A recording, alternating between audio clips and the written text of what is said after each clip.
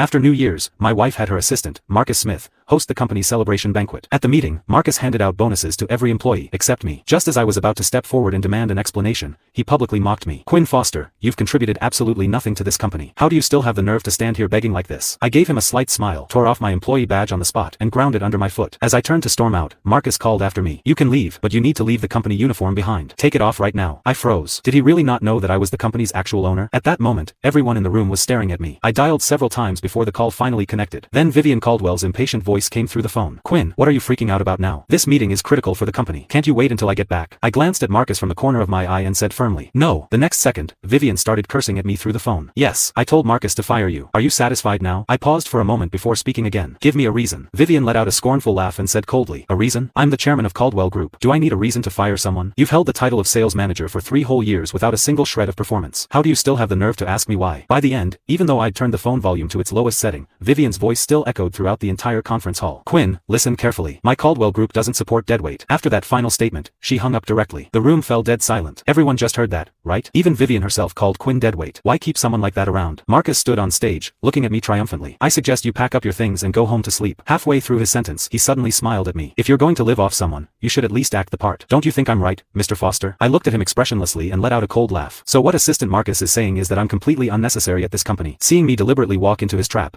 Marcus's face lit up with glee. "Well, what else? During work hours, you're either on your phone or playing games. You know absolutely nothing about the business. If it weren't for your relationship with Vivian, you would have been fired ages ago. Keeping deadweight like you at the company is just a waste of resources." I held up my index finger and shook it gently. No.